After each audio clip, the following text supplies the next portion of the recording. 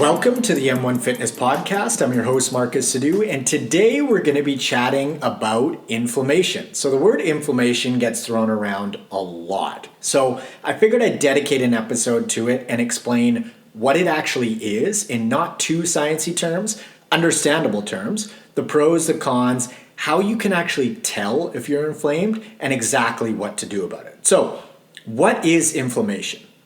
The inflammatory response is actually a vital part of the immune system. So it responds to injury and infection. It's essentially the body's way of telling the immune system, there's something we don't like, so come clean up the mess. Basically, what that means is that inflammation is essentially at the root of all disease because it's how damage starts. Now, like anything in physiology and in life, there are pros and cons to inflammation, meaning we want some of it in certain situations, however, not in others. And if we continue to do things that ramp it up, we run into serious issues when it's not desired. For example, if you're out for a run and you're crossing the street, but you mistime your step on the curb and you roll your ankle, it blows up, right? There's a whole bunch of swelling. This is a super obvious form of inflammation. Now, we want your ankle to swell. That's the signal that the body gives to send resources in order to heal that ankle. It's a part of the recovery process. Evolution is brilliant. It knows what it's doing, and this is how the body repairs an ankle injury specifically. On the flip side, let's say you go out to dinner with friends to a pizza joint and you order a Hawaiian pizza because it's the best and pineapple rules, but you sub the regular cheese for some sort of cashew cheese because you don't tolerate dairy. Your pizza comes out, you eat it up, but little did you know that accidentally the kitchen used regular cheese. So you walk out of the restaurant bloated with a stomach ache and you wake up the next morning with funky skin. This is also an inflammation-driven process because your body viewed the traditional dairy product via cheese essentially as an injury, and therefore you got bloated, you got a stomach ache, and your skin acted up. We want inflammation in the rolled ankle scenario. We don't want it in the pizza situation, and that's why you eat a dairy-free diet. The bloating and the stomachache are necessary because that's how repair happens, but we don't want to actively initiate that type of inflammation, just like you don't want to roll your ankle on purpose. So what this tells us is that inflammation isn't necessarily good or bad. It's that we want the appropriate response given the situation we find ourselves in. Also, it's worth mentioning the term hormesis, okay? That's just a fancy way of saying what doesn't kill you can make you stronger within reason. For example, you go to the gym and get a hard workout in and you wake up the next day and you're pretty sore because the workout damaged your muscles. Your muscles then repair and build back slightly stronger, so the next time you go in the gym, you can lift just a little bit more weight. This is how muscle is built in a nutshell, and this term is referred to as hormesis. It's essentially building tolerance to a given stressor. But again, we want this in the gym scenario, but hormesis doesn't apply to your rolled ankle or the cheesy pizza necessarily because your ankle doesn't get stronger every time you roll it, and your dairy tolerance doesn't go up every time you eat it. I just wanted to define the term hormesis for you guys quickly because it can often get mentioned in conversations about inflammation. So how can you tell if you're inflamed? Do you need to go get your blood drawn or do a bunch of fancy testing? Fortunately not. You can actually see inflammation and you can feel it too. Have you ever looked at someone's face and thought, man, it sort of looks like someone stuck a bike pump in the side of their cheek and just started pumping away? That is inflammation. You can see it in the face, in the eyes. I'm sure you've had the experience of waking up and feeling like you can't open your eyes fully and like you're staring through pinholes. This is inflammation. You can see it and feel it in your hands as well. And a classic example is how your rings or watch are fitting. Loose or tight, right? Loose means minimal inflammation and tight means a bunch.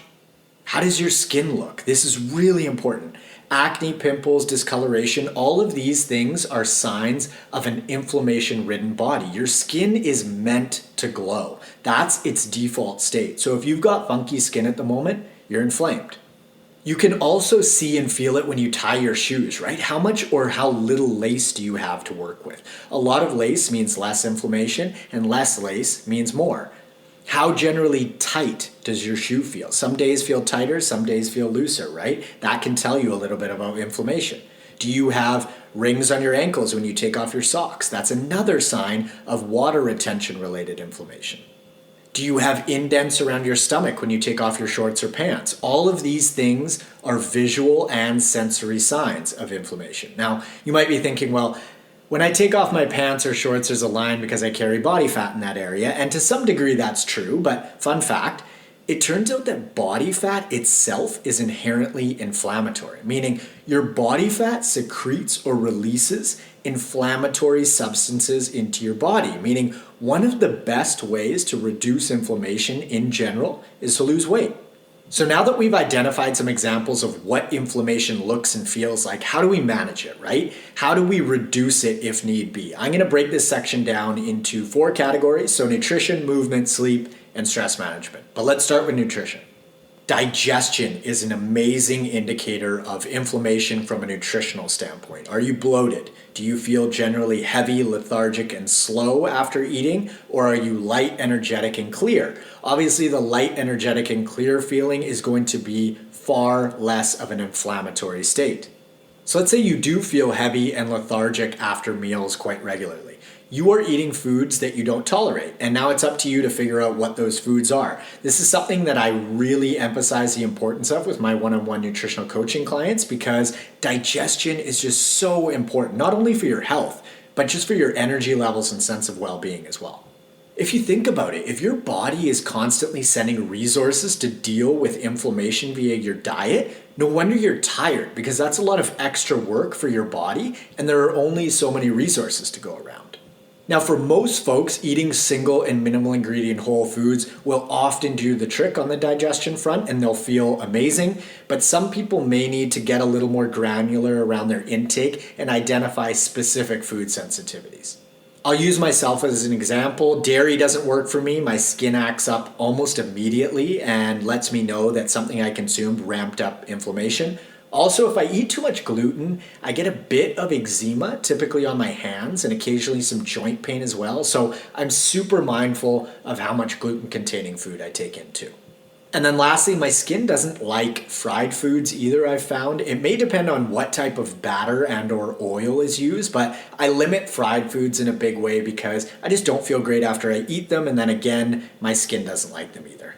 Now, the most common food intolerances are going to be grains, legumes, and dairy. Some folks don't tolerate corn or nightshades like eggplant, tomatoes, etc. Nightshade intolerance is moderately common, but nothing like grains, more specifically gluten, legumes, and dairy. Now, I'm not saying you can't be intolerant to anything else, but those are the most common culprits. So if you're finding yourself inflamed via your diet, that's probably the place where you want to start. On to movement. Not moving enough is an amazing way to ramp up inflammation, but ironically, so is moving too much. We want to take the Goldilocks approach around our movement practice. An example of too much movement might be a chronic marathon runner, not healthy, even though we tend to think that it is. And then someone who works a sedentary job and just sits a ton in general, that's also going to favor more inflammation from a lifestyle movement standpoint. Now, moving itself essentially exercises your lymphatic system. And I'm sure you've heard of lymph nodes before. They're all over your body. So moving quite literally flushes your body and staves off issues from stagnation. Now, this is why lymphoma is so dangerous, because once cancer gets into your lymphatic system, it flushes throughout your entire body, as opposed to staying in one place, like the pancreas, for example. And that's why it can be so detrimental. So we want to move a bunch in order to flush all that good stuff around. And the best way to do that for the average individual is via walking. Hit your 8,000 to 10,000 steps per day, and workouts are not a replacement for steps. Meaning, if you work out for an hour, that doesn't mean that you can be sedentary the rest of the day. Walking is a must, and then workouts are a bonus on top of that. Moving on to sleep. Now, when I'm thinking about inflammation in regards to sleep, I'm actually focusing mainly on the brain, because during sleep is when our brain does most of its house cleaning. So really cool point. While we sleep, our spinal cord secretes cerebral spinal fluid, or CSF, up into our brains and wash them out of harmful substances that naturally build up over the course of the day. You can think about it like power washing your brain, basically. It happens while you sleep. Now, you might think that you need to get some fancy tests done to find out whether there's inflammation going on in your brain, which, sure, you can do that, but more specifically, you can just monitor your normal daily performance. For example, reaction time. How quickly do you respond to someone cutting you off in traffic or something falling off the counter? Do you catch it or do you miss it? The response is going to be delayed when you've got inflammation going on because you're lacking sleep. The system doesn't respond as quickly when you're underslept. When clocks move forward in the spring in a lot of places, on the first Monday back to work, there's a big spike in car accidents. And funny enough, there's an actual reduction from normal in car accidents when the clocks move back. This stuff has been studied and it's due to sleep. Word and thought recall. How often do you forget the word that you're trying to use or say? We say it's on the tip of our tongues, right? This is a sign of inflammation and sleep debt. How often do you say, oh shit, what was I going to say again? Oh, it'll come to me. Forgetting too. How many times does it take you to leave your house in the morning? Do you forget your keys once, then your wallet the next time, then you miss a turn or take the wrong one to work? All of these things are signs as well. Now, the scariest thing about forgetting specifically is that not getting enough sleep has a very strong correlation to dementia and Alzheimer's because it turns out that we ingrain memories while we sleep. So let's say you're learning a new language. The same area of your brain that lit up while you were studying the language lights up again at night because we essentially replay these scenarios, and that's how memories go from short-term to long-term deposits. So if you're trying to learn something, but you're not sleeping enough, you are seriously impairing your progress. Now, I'm actually willing to say that lack of sleep is a causal factor in dementia and Alzheimer's because I think it's just a matter of time until the research is super clear here.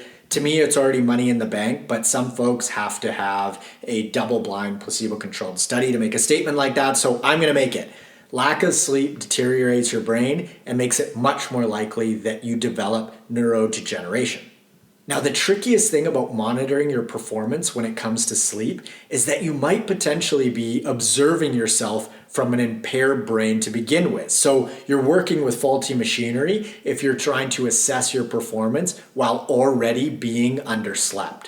So for example, folks who are sleep deprived often think that they're performing at peak capacity and they'll say, I'm fine running off of 5 or 6 hours of sleep. And the truth is, you're just not. Sleep and performance has been studied over and over, and the research is clear. Our performance is really tightly correlated with our sleep habits. So how do you make sure that you're getting enough sleep? You wake up without an alarm in the morning, and that typically means for most folks that you need to go to bed earlier because the majority of people have a set time that they need to wake up in order to go to work. That's honestly it. If an alarm is waking you up every morning, the question becomes, when would you have woken up if it weren't for the alarm? And the answer is later than that. So when we're talking about sleep and inflammation, yes, the entire body repairs itself while we sleep and reduces inflammation and, muscles, joints, ligaments, all that sort of stuff. But I just personally think it's more interesting to focus on the brain aspect here because there are just such clear benefits and drawbacks around performance that you can assess and take notice of.